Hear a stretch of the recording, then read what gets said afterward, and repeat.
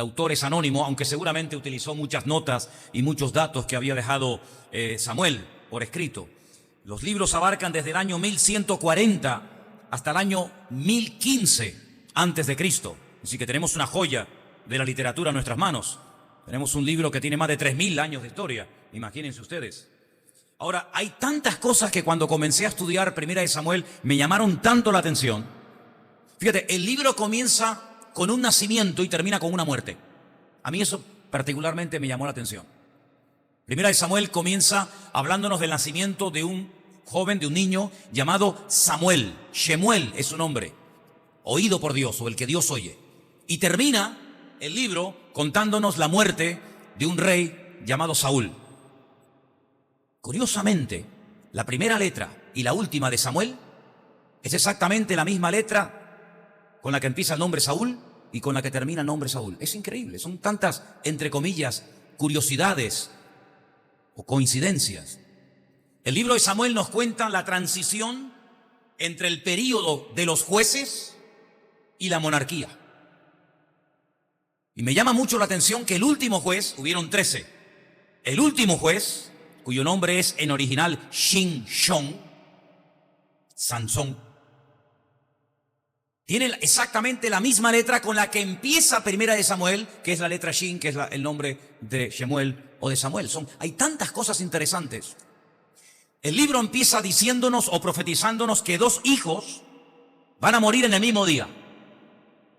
Y el libro termina hablándonos de 3 hermanos que mueren en el mismo día. Es curiosísimo. La muerte de Ofni y de Fines, los 2 murieron el mismo día. Y al final del libro, en el capítulo 30 de Primera de Samuel, hay 3 hermanos que se llaman Jonatán, Abinadab y Malquisúa, que mueren el mismo día. Son los hijos del rey Saúl. Jonatán significa Dios ha dado.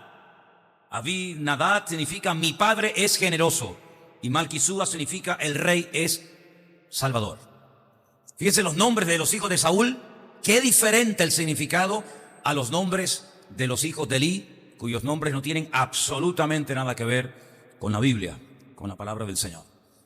El libro de Primera de Samuel es un libro muy interesante porque nos habla de cambios. Vemos a un hombre que va de menos a más y vemos a otro hombre que va de más a menos. ¿Y tú? ¿Tú has ido de menos a más en estos años? ¿O has ido de más a menos? Una vez le dije a un hombre: ¿quién te ha visto y quién te ve?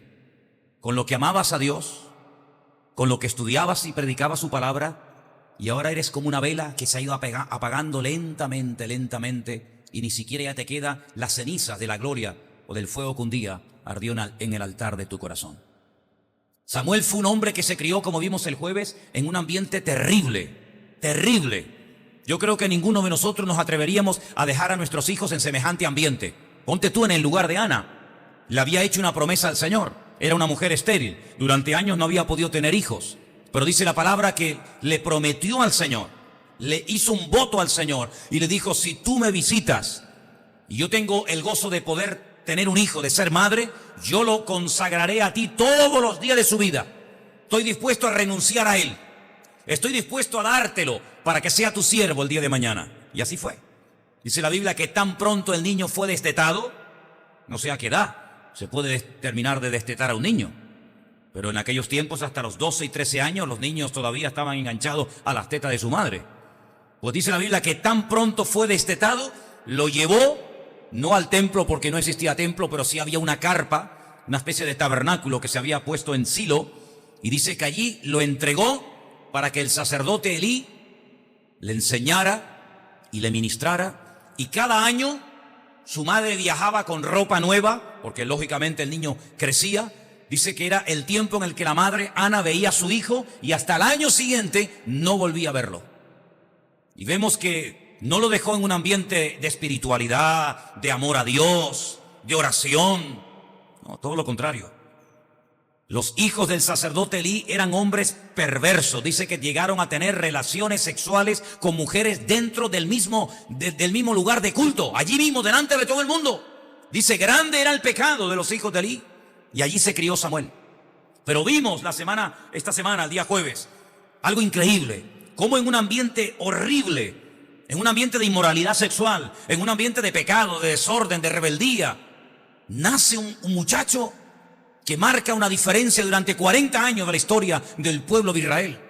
Y curiosamente, vemos que de un ambiente malo sale una bendición de hombre como fue Samuel. Y luego vemos que en la vida de Samuel, en un hogar donde se oraba, donde la palabra de Dios era la base, donde era un hombre ejemplar, salen hijos que son un auténtico desastre.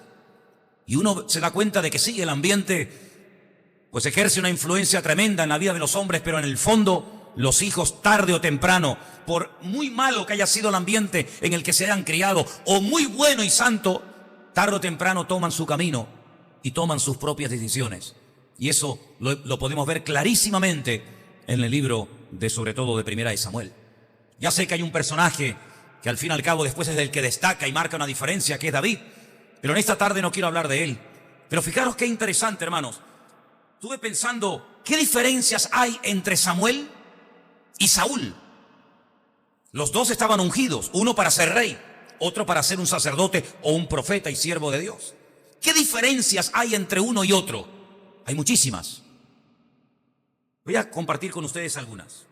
Quiero llevarles, por ejemplo, a 1 Samuel capítulo 3, del 19 al 20. Presten atención. 1 Samuel 3, del 19 al 20. Dice así la palabra. Samuel creció, el Señor estaba con él y no dejó caer a tierra ninguna de sus palabras. Evidentemente esto es una expresión, es un hebraísmo. La palabra de Dios no es que se caiga al suelo. Es una forma de dar a entender el valor que él le daba a la palabra. Dice, todo Israel, desde Dan hasta Beersheba, desde el norte hasta el sur, conoció que Samuel era un fiel profeta del Señor. ¿Cuántos dicen amén? Así era este muchacho. Así era Samuel. Crecía, pero no solamente crecía por fuera. Ya vemos que su madre le llevaba una túnica cada año, pero también crecía internamente. Su relación con Dios, su espiritualidad. Crecía por fuera y crecía por dentro. Lo mismo cuentan los evangelios de Cristo también, ¿verdad? Fue una persona fiel que no dejaba caer a tierra ni una sola palabra del Señor. Así era él. Veamos cómo era Saúl. Vamos a 1 Samuel, capítulo 15, versículos del 10 en adelante. Podríamos leer todo el capítulo, pero vamos a cortar un poco la lectura. 1 Samuel, capítulo 15, 10 y 11. Vino palabra de Dios a Samuel diciendo, escucha esto. 1 Samuel 15, 11. Me pesa, es Dios hablando, me pesa haber puesto por rey a Saúl. Como diciendo, a mala hora lo puse. A mala hora puse yo a este hombre ahí. Porque se ha vuelto en pos de mí. Y Dios no está exagerando. Dios está diciendo exactamente cuál era el verdadero problema de este personaje. Se ha vuelto en pos de mí, no ha cumplido mis palabras, y se apesadumbró Samuel y clamó al Señor toda aquella noche. Pero este problema, esta actitud, no se solucionaba con oración. Algunos piensan que con oración se arregla todo, y no es así, hermanos. Toda la noche estuvo orando Samuel por Saúl, y al día siguiente Saúl estaba igual o peor. ¿Sabéis por qué? Porque cuando uno no quiere cambiar, ya puede venir San Pablo bendito en persona a predicar la palabra, ya puedes ver milagros, señales y prodigios, ya puedes oír el evangelio durante todos los días de tu vida, que si tú te has posicionado y no quieres cambiar, el Señor va a respetar, aunque estés equivocado, tu equivocada decisión.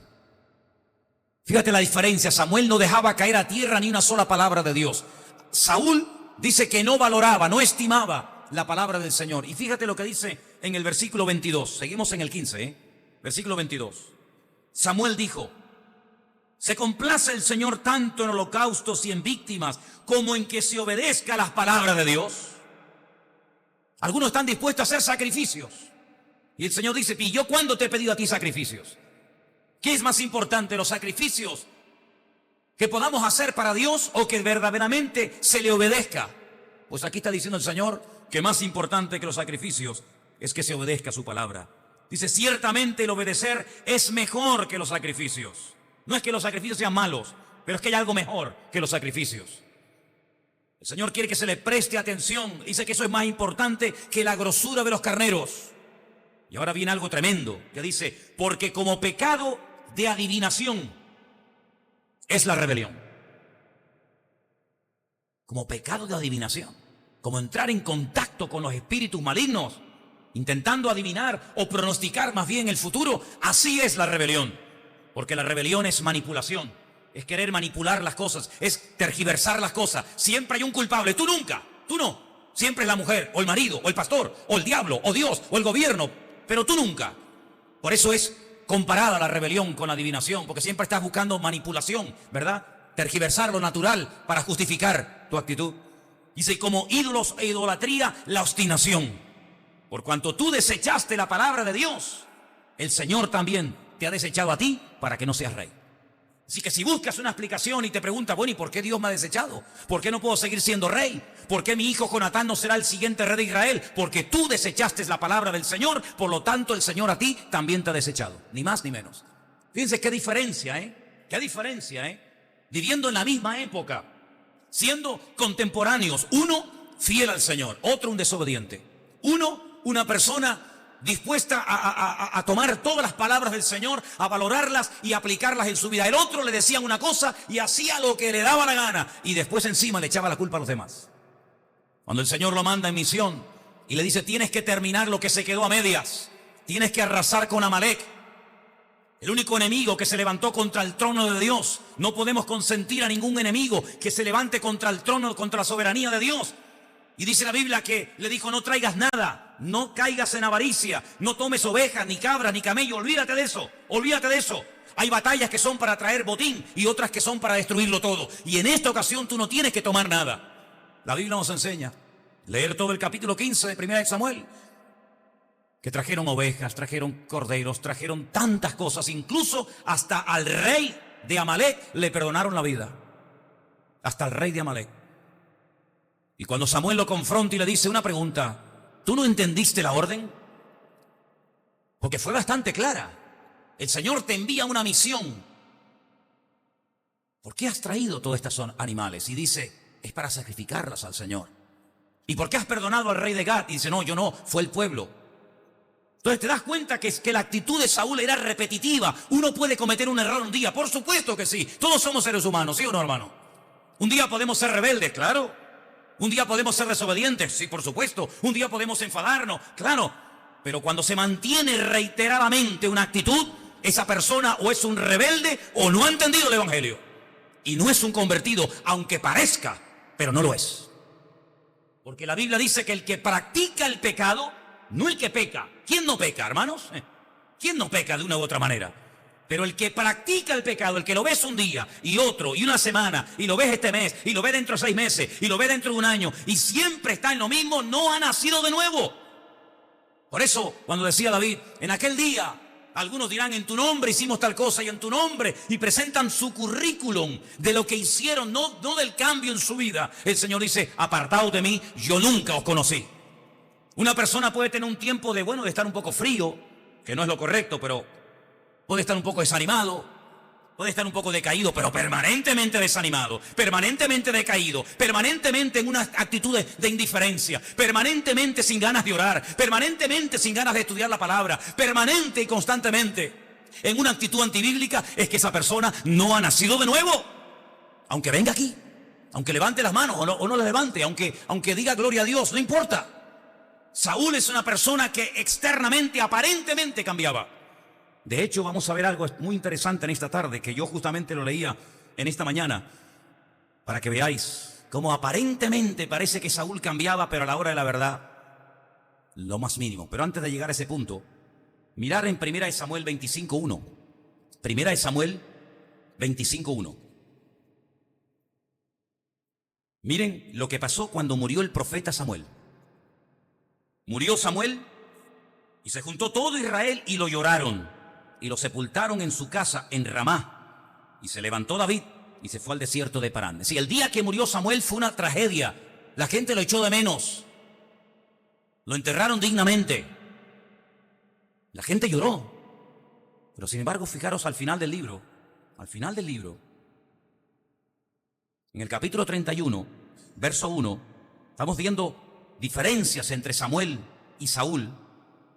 Dice, los filisteos pelearon contra Israel y los de Israel huyeron delante de los filisteos y cayeron muertos en el monte Gilboa.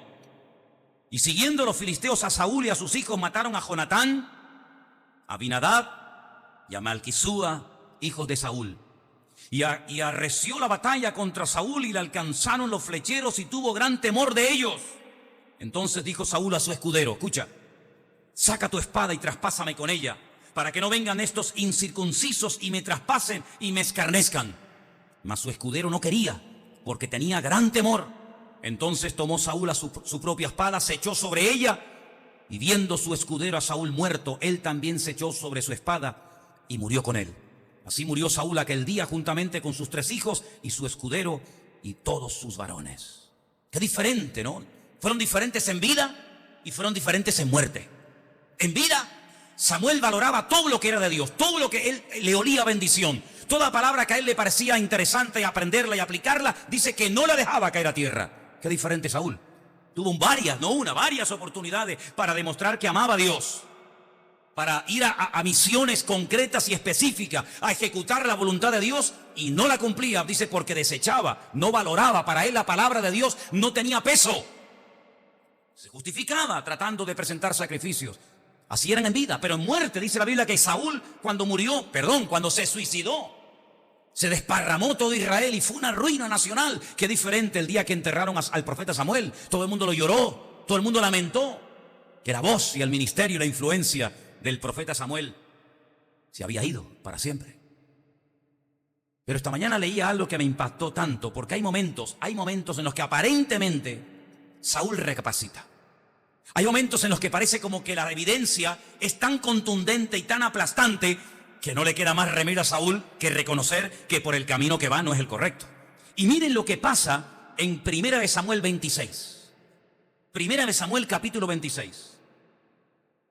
Todo el capítulo es una maravilla, ¿eh? Te animo a que lo leas si puedes. 1 Samuel capítulo 26. Resulta que se entera que Saúl, con miles y miles de soldados, está tratando de matar a David. Y se entera David dónde está acampado el rey. Y la costumbre era que la tienda, el rey durmiera en el centro del campamento y estuviera totalmente rodeado de su guardia para impedir que un enemigo entrara al campamento y lo matara. Pero mira lo que ocurrió. Capítulo 26 de 1 Samuel, versículo 19. Ruego pues que el rey mi señor oiga las palabras de su siervo. Si el Señor te incita contra mí, acepte él la ofrenda.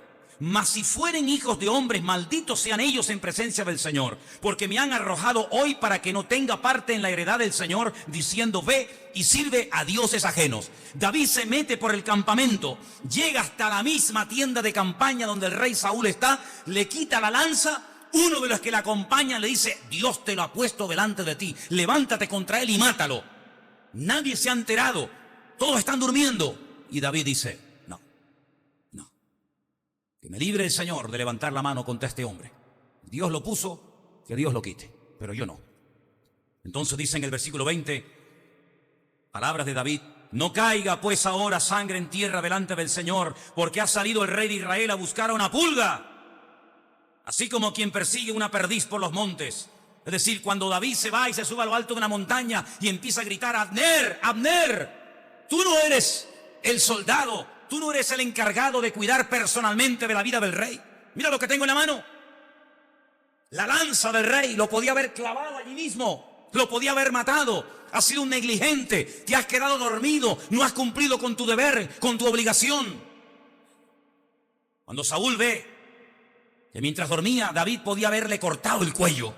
Mira lo que dice, versículo 21. Entonces dijo Saúl, he pecado. Vuélvete, hijo mío, David, que ningún mal te haré más, porque mi vida ha sido estimada, preciosa hoy a tus ojos. He aquí yo he hecho neciamente y he errado en gran manera. Oye, aquí hay un reconocimiento, ¿eh?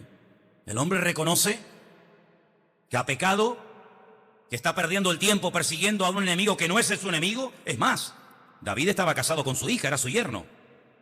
En vez de perseguir a los filisteos, en vez de ocuparse de lo que tiene que ocuparse, está perdiendo tiempo y dinero y está quemando al pueblo y a los soldados, llevándolo de un lugar a otro detrás de un hombre que, si alguien respetaba y amaba al rey, ese era David. Y Saúl reconoce que se ha equivocado. Dice: yo he pecado. Pero si leemos un poquito más adelante, en el versículo 25, Saúl le dice a David: bendito eres tú, hijo mío David. Sin duda emprenderás tú cosas grandes y prevalecerás. Entonces David se fue por su camino y Saúl se volvió a su lugar. ¿Y a dónde se fue David? A vivir con los filisteos. Y dice en el versículo 27:7 que estuvo 1 año y 4 meses viviendo con los filisteos. Le ofrecía más seguridad y más paz vivir con el enemigo que vivir con su suegro, con el rey Saúl en Israel. Pero esta no es la primera vez que Saúl dice: ay, perdóname, me equivoqué. Tú me podías haber cortado la cabeza, tú me podías haber matado, y reconozco que me equivoqué. No, pero es que hay más. No es la primera vez. Por eso, la segunda vez es más fácil pecar que la primera. Cuando tú caes en un pecado, cuando tú traspasas una línea, la segunda vez es más fácil. Y la tercera ni te cuento, ya la cuarta te acostumbras. La difícil es la primera.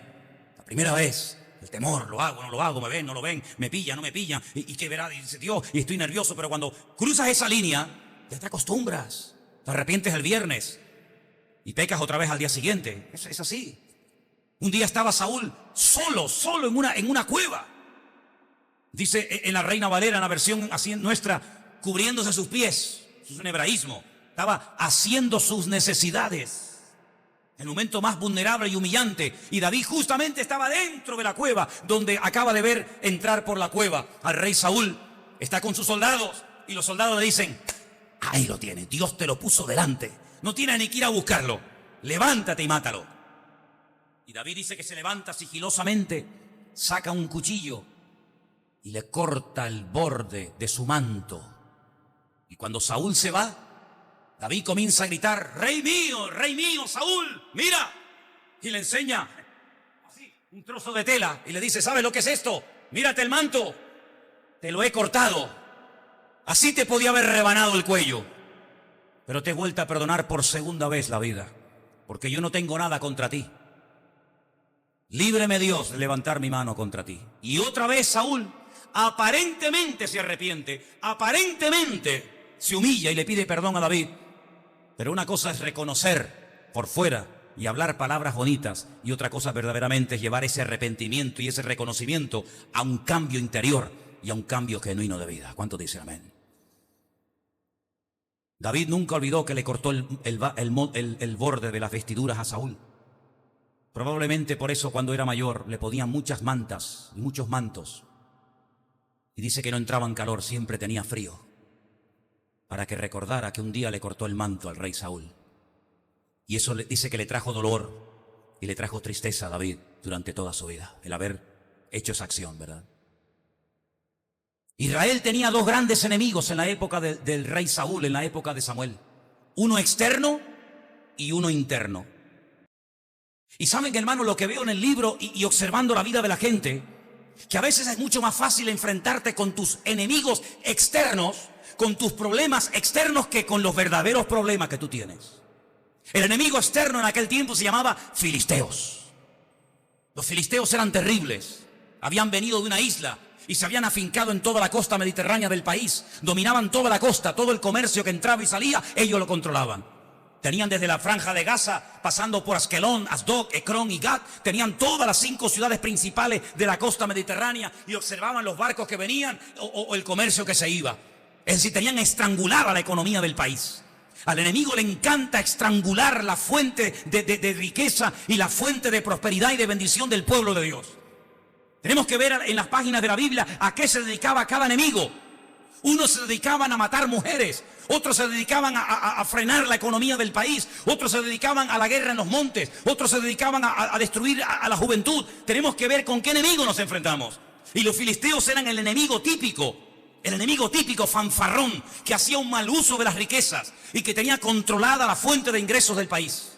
Y por eso Israel estaba cada vez peor. Y el Señor les decía que tenían que ir a pelear contra ellos. Y de vez en cuando ganaban y de vez en cuando perdían. Pero Saúl, amados hermanos, no se dio cuenta de que el verdadero problema con el cual él tenía que enfrentarse no era con los filisteos, sino que el peor enemigo que Saúl tenía se llamaba Saúl. Ese era el peor enemigo de Saúl. Como a nosotros nos pasa lo mismo. Nuestro peor enemigo no es Satanás. Tu peor enemigo no es la bebida.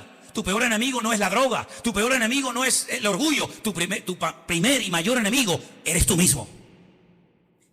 Y por eso vemos que a veces, si en lo natural no somos capaces de vencer, tampoco en lo espiritual seremos vencedores.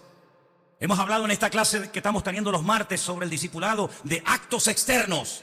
Qué importante es en el mundo espiritual hacer actos externos. La llamamos las llaves del reino. Un acto externo puede cambiar un panorama y una atmósfera espiritual tremenda. Poníamos varios ejemplos en esta semana, ¿os acordáis? Poníamos el ejemplo de cuando Moisés una noche con sangre de un animal se pone a pintar las puertas y los postes y las paredes de su casa. Y tú dices, ¿pero esto qué es? ¿Es que Dios no puede proteger la casa sin hacer esto? Hay gente que dice, bueno, yo no tengo que hacer nada. Sí tienes que hacer. ¿Cómo que no? Claro que tienes que hacer cosas. Esa sangre en la puerta fue un acto de fe.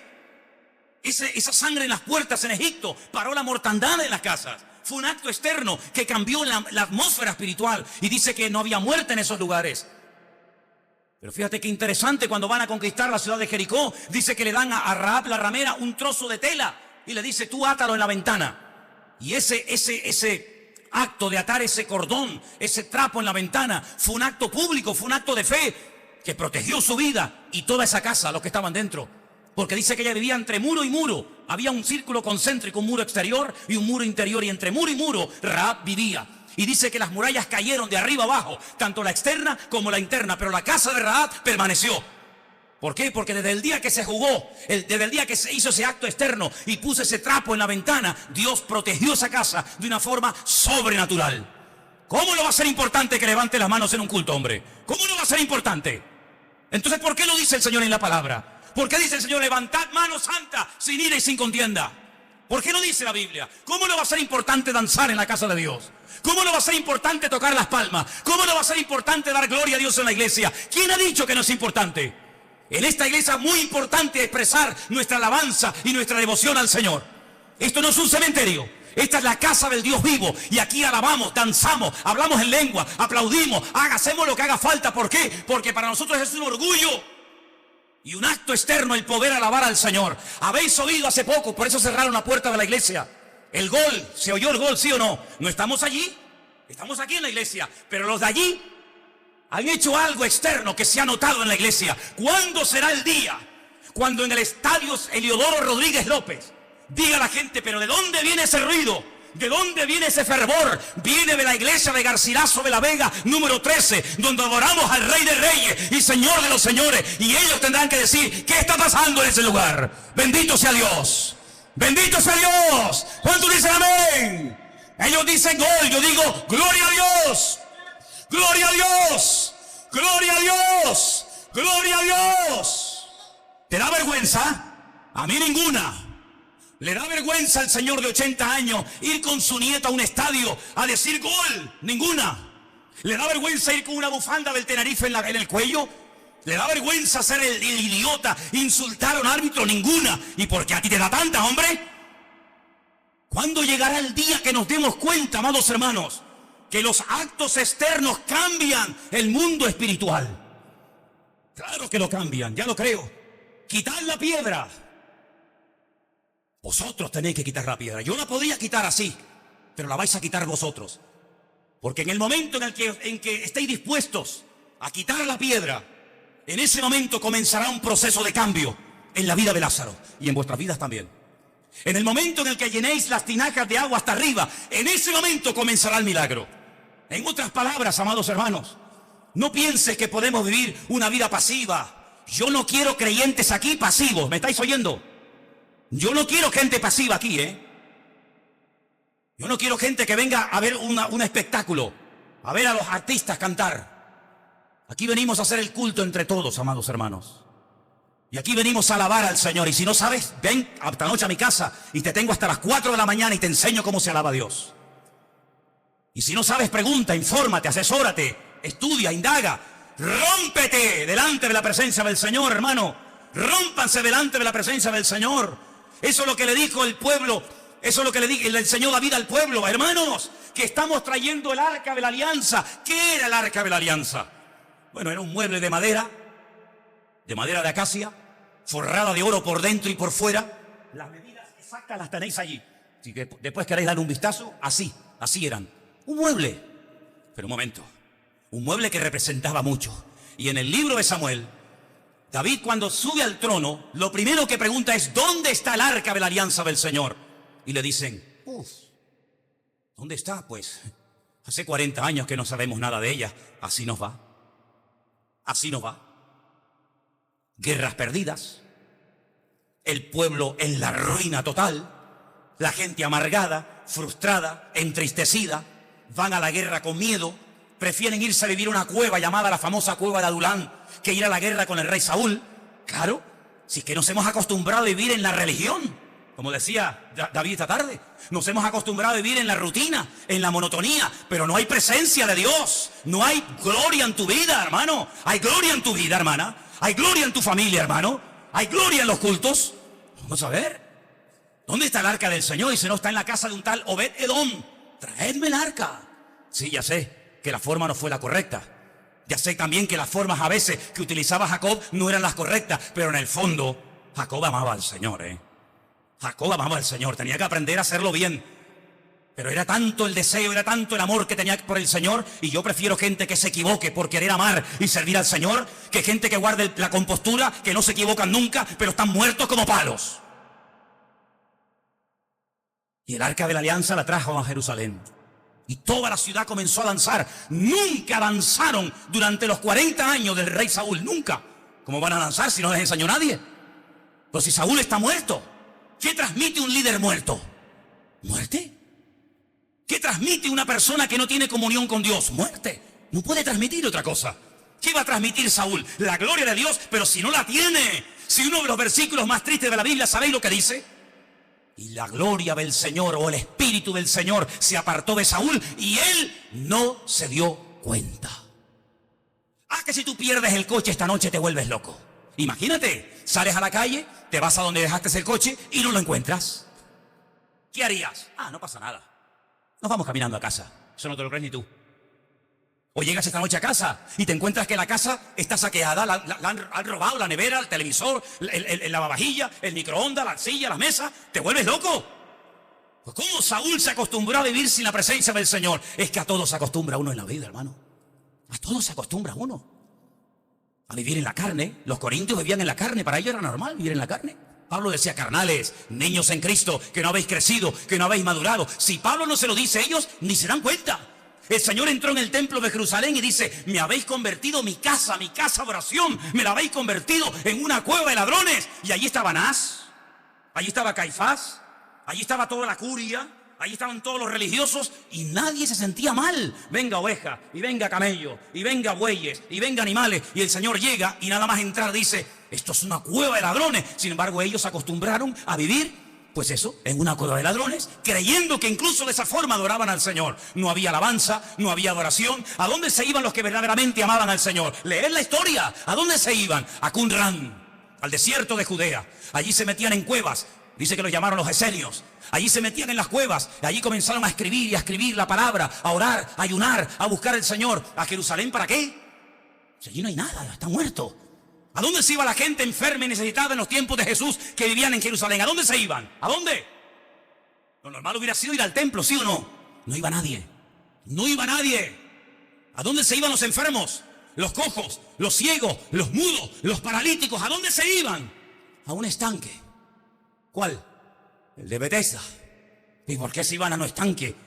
Si Dios dice que vivía en el templo, no en un estanque, no. Pero es que la gente decía: oye, que alguien me contó que un ángel de vez en cuando baja, mueve el agua y el primero que se mete, el segundo ya no. Fíjate tú qué discriminación. El primero que se mete queda sanado.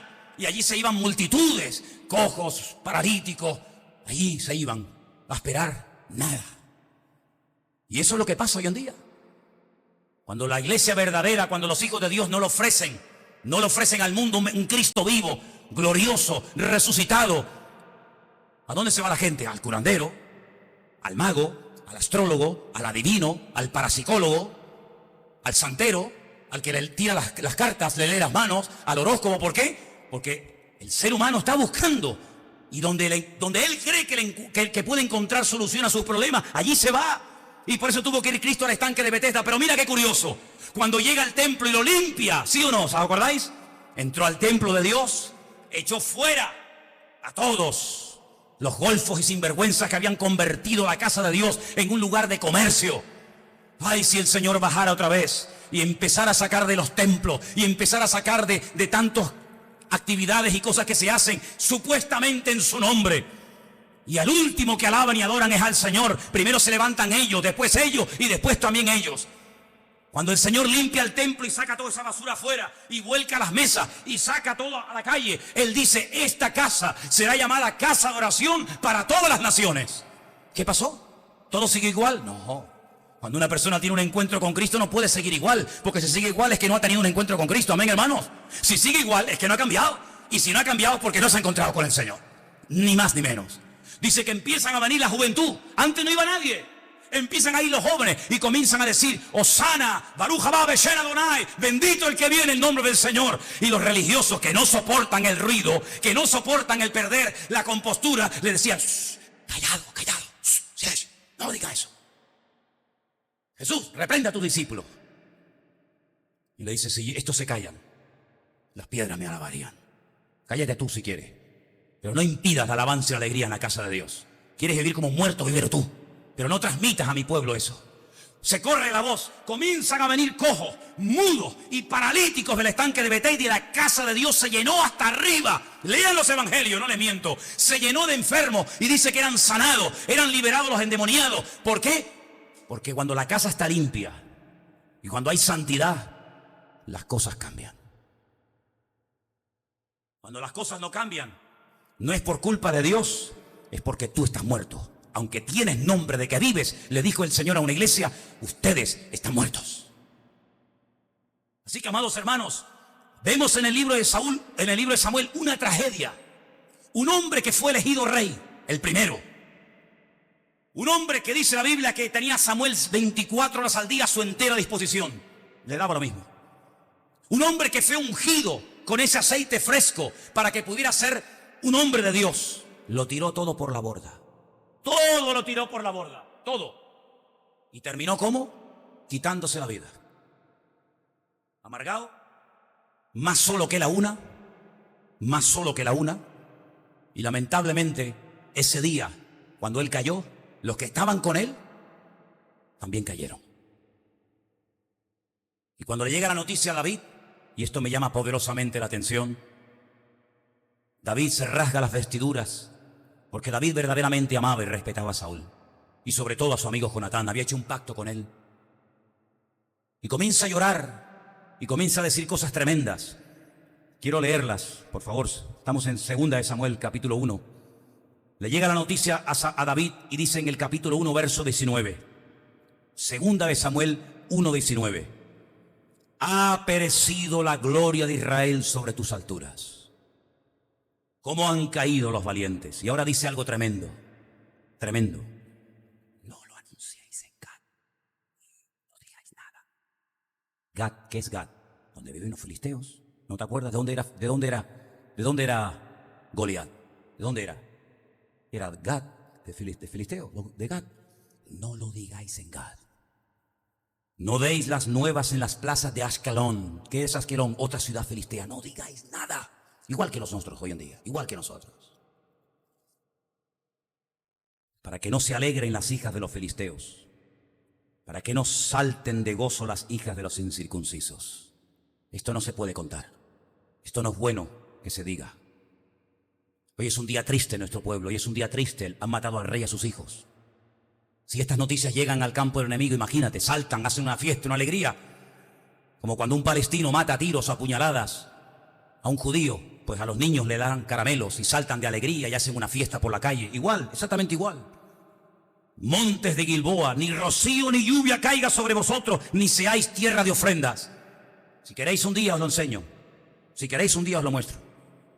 Te llevo al monte Gilboa y vas a ver un monte precioso, pero hay un trozo del monte pelado, seco, como si le hubieran echado lejía, para que me entiendas. No crece la hierba. Han plantado, pero no crece. Han plantado árboles, se secan y se mueren. Comenzaron a estudiar y dijeron, ¿por qué en este trocito del monte Gilboa no crece ni la hierba? Porque allí fue donde cayó la sangre de Saúl y de sus 3 hijos, Jonatán, Abinadab y Malquisúa. Y allí fue donde David dijo, ni el rocío ni la lluvia caiga sobre este monte. ¿Qué te parece? Le trajo una tristeza tan grande al corazón de David ver que el hombre que lo tuvo todo y lo perdió todo. Si alguien en esta vida podía haber llegado a ser un hombre influyente, importante, usado para la gloria de Dios, ese fue Saúl. Pero no quiso. Jugueteó con el pecado. Parece que se arrepentía, parece que cambiaba, pero en el fondo, Saúl desde el primer día hasta el último fue un rebelde y fue un desobediente. Tuvo la oportunidad de cambiar, pero no quiso cambiar. Porque ¿sabes quién es la persona que no cambia? El que no quiere cambiar. Yo te pregunto a ti, ¿tú quieres cambiar? Te miro a la cara, yo miro a los ojos, a la gente yo siempre la miro a la cara. ¿Tú quieres cambiar? ¿Cambiar de qué? ¿Quieres cambiar? ¿Quieres ser un cristiano espiritual sirviendo al Señor? Nada materialista, nada egoísta, nada celoso, nada orgulloso. ¿Quieres sí o no? Tú verás, porque si no quieres aquí, no sé qué haces aquí. Aquí se viene a cambiar, amén, hermanos. Aquí se viene a cambiar. Aquí entramos de una manera y queremos salir de otra. Aquí venimos a que Dios trabaje con nuestra vida, nos forme, nos forje. Ya lo he dicho 1000 veces, en esta calle hay 2 cosas muy importantes. Una guardería de niños en la esquina que se llama Heidi. Mira que le hago por publicidad a la guardería esta, Y una iglesia aquí en el centro. Los niños allí a la esquina. Los que quieren cambiar aquí. Y los que quieren perder el tiempo aquí al lado al bar, a perder el tiempo. Tú decides dónde vas a ir. Amados, Dios le dio al hombre un regalo precioso que se llama libre albedrío. Y con el libre albedrío decidimos qué tipo de vida vamos a vivir. Cuando no reconocemos el potencial interior que tenemos, desperdiciamos nuestra vida por caminos equivocados. Pero cuando llega un momento en el que en una iglesia como esta o en cualquier otra te confrontan, te hablan de la palabra y te dicen, tú si quieres puedes cambiar, no por ti mismo, sino con el poder de Dios, porque Dios te ha dado la capacidad, porque su Espíritu Santo es todopoderoso, porque la palabra es viva y eficaz, etcétera, etcétera. Tú ahora puedes decidir qué tipo de vida vas a vivir. Hombres en la iglesia, casados, ¿cómo queréis que sean vuestros hogares? Tú decides cómo va a ser. Tú eres la cabeza. Por ti entra o no la bendición de Dios. ¿Tú quieres que tu mujer sea espiritual? Sé tú primero espiritual. ¿Tú quieres que tus hijos amen a Dios? Ámalo tú primero. ¿Tú quieres abrir la puerta y encontrarte a tus hijos leyendo la Biblia? Léela tú primero. ¿Tú quieres ver que tu hogar es un lugar de paz y de bendición? Pues siembra primero. Y el que siembra tarde o temprano siempre segará. Bendito sea Dios. Aunque parezca que el enemigo, olvídate de eso. Instruye al niño en su camino y aun cuando fuere viejo, no se apartará de ese camino. Esa es la paz y la tranquilidad que tenemos los padres. Pueden rebelarse, pueden marcharse, pueden insultar, pueden hacer lo que quieran. Tú haz tu parte.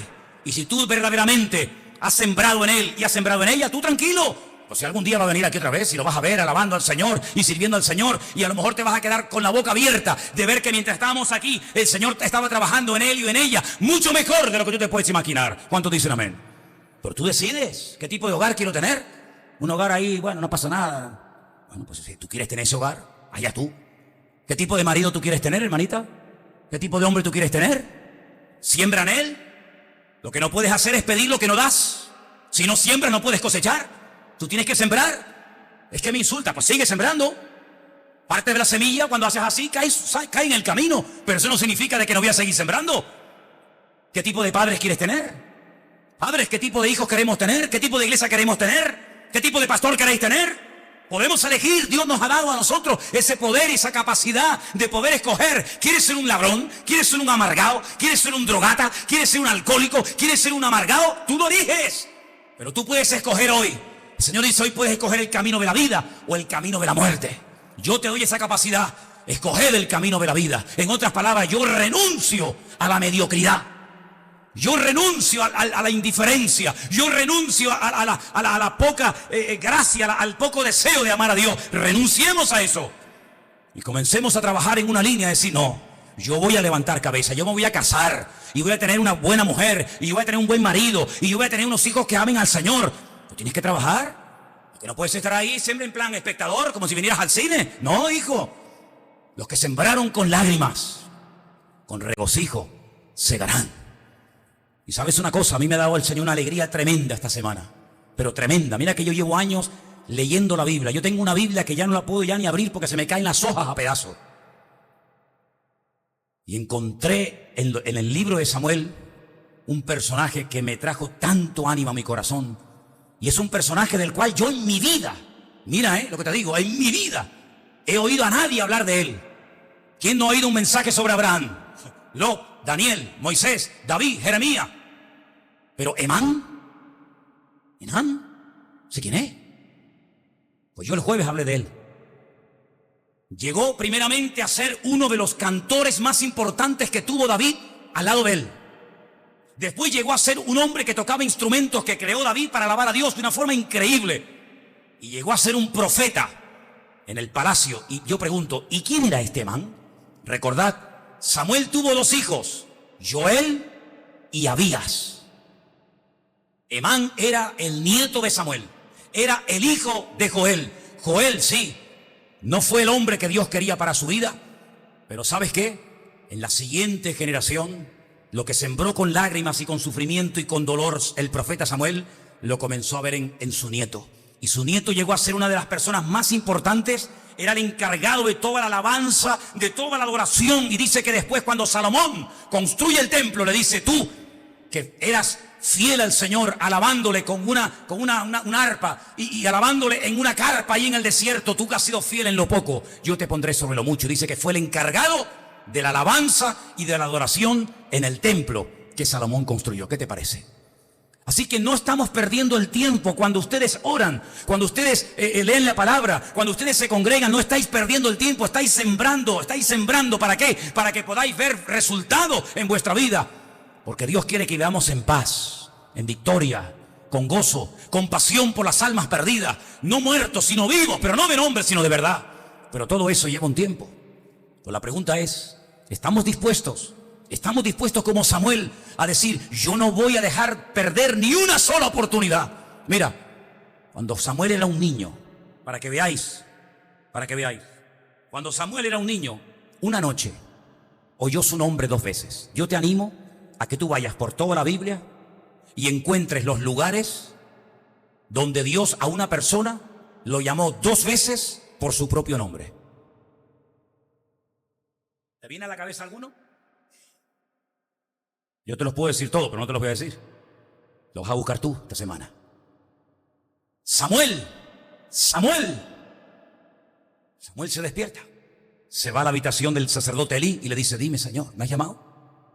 Y el sacerdote, que lo había criado como un hijo, le dice, no, hijo, yo no te he llamado. Ve y acuéstate. El niño se acuesta. Vuelve a oír por segunda vez, 2 veces su nombre. Samuel. Y vuelve otra vez a la pieza del sacerdote Elí. ¿Me has llamado? Dice, hijo, yo no te he llamado. Relájate, tranquilo. Yo no te he llamado. Dice, pero mira, la próxima vez, si oyes tu nombre, así como tú me estás diciendo que te están llamando, en vez de venir aquí, qué bonita lección, dile al Señor, dime, Señor, he aquí que tu siervo oye. Y ya verás cómo son las cosas diferentes. Qué bonito, Si recurriéramos más al Señor y menos a los hombres, cuántas sorpresas agradables nos podríamos llevar en la vida, La tercera vez, Samuel. Y Samuel el pequeñito dijo, heme aquí, Señor, dime. Y le da una profecía, le da un mensaje profético impresionante para Elí y para sus hijos, que dice que al día siguiente no omitió ni una sola palabra del mensaje que había recibido de parte del Señor. ¿Qué aprendemos de esto? Dice la Biblia que en aquel tiempo escaseaba la palabra de Dios. En aquel tiempo había muchas cosas, pero no había mucho palabra de Dios. El sacerdote Elí nunca había oído la voz de su Dios. Y entonces, ¿a quién servía? ¿Cómo se puede servir a un Dios? ¿Cómo se puede cantar a un Dios que no se conoce? Es una incongruencia. Es como la iglesia de la Odisea. Cantaban, había comenzado el culto, pero el Señor no estaba en el culto. Dice, he aquí yo estoy a la puerta y llamo. Si alguno oye mi voz y abre la puerta, entraré a él y cenaré con él y él conmigo. Y entonces, ¿a quién le cantaban? ¿A quién le cantaban? Habían perdido la presencia del Señor y no se habían dado cuenta. Lo mismo que Saúl, que perdió la presencia del Señor y ni se dio cuenta.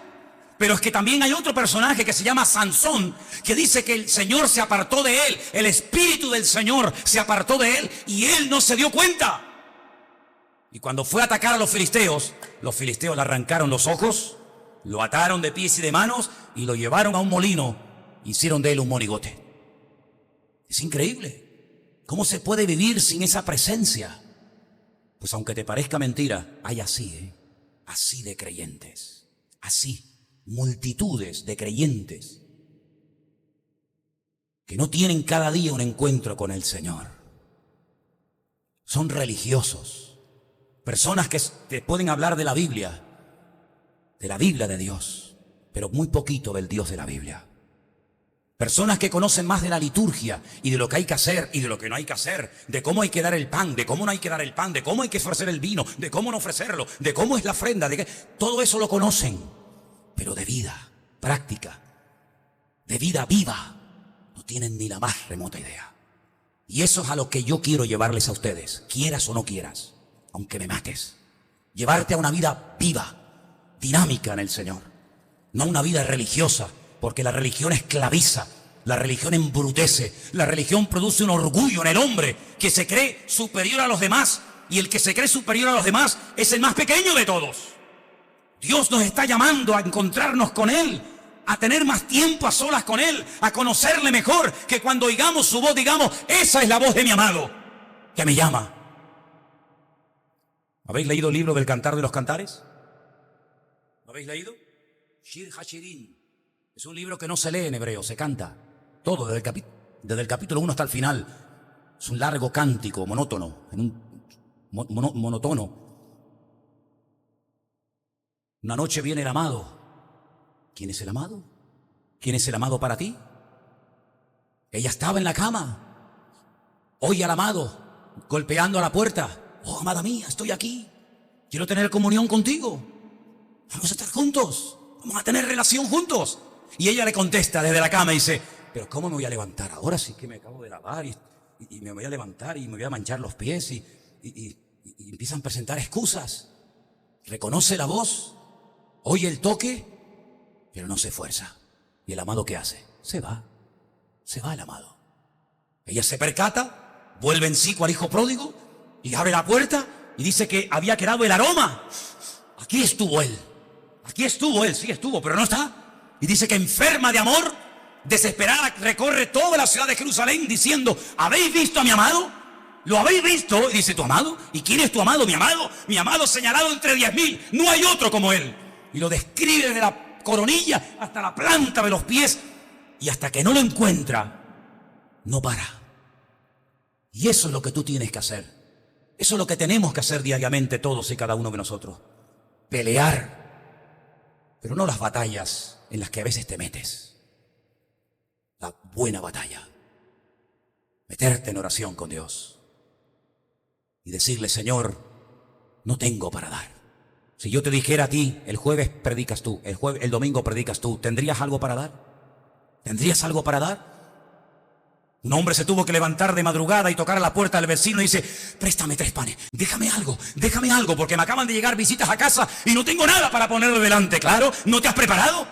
Es como aquellas que se quedaron sin aceite y le dice, déjenos un poquito de aceite porque se nos ha acabado. Dice, si yo te dejo de lo mío, nos quedamos ustedes y nosotras, vete a comprar al que vende.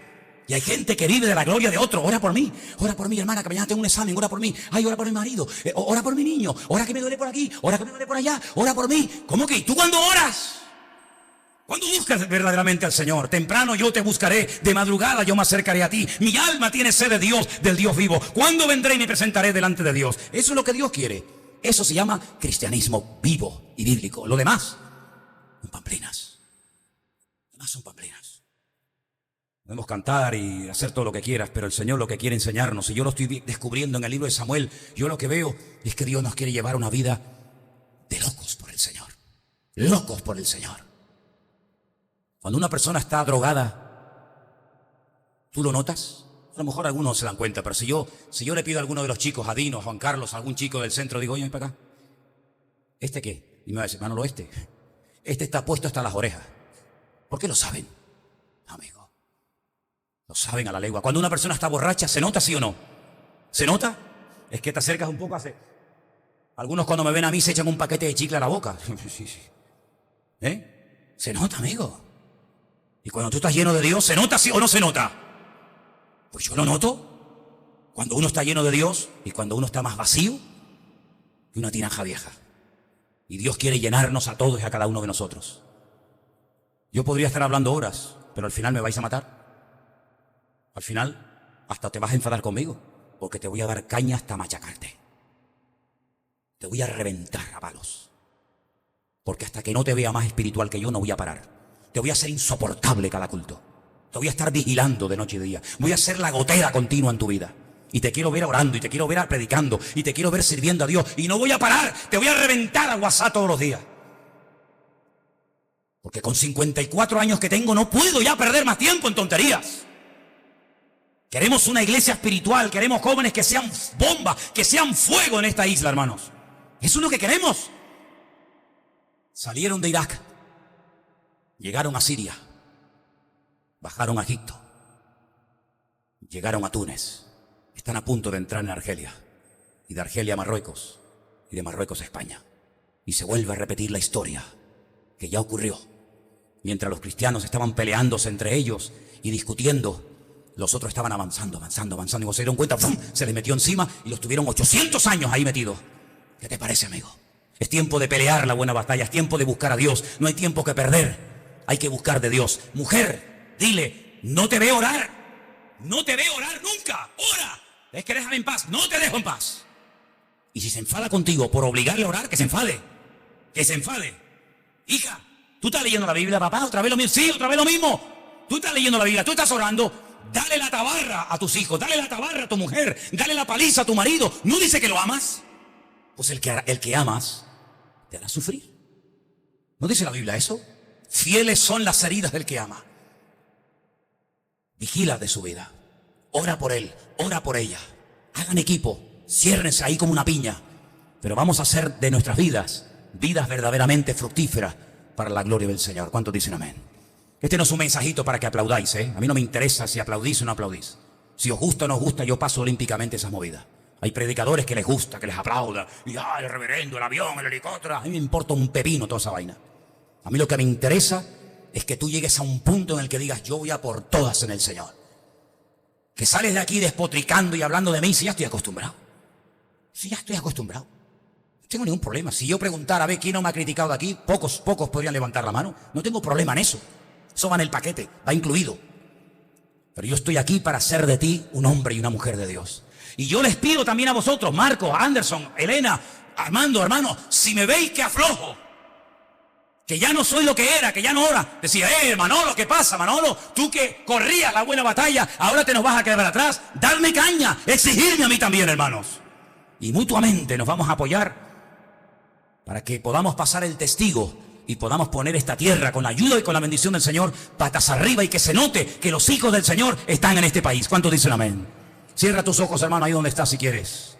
Vamos a orar. Vamos a orar. Vamos a pedirle al Señor en esta noche, Señor, haz de nosotros algo nuevo.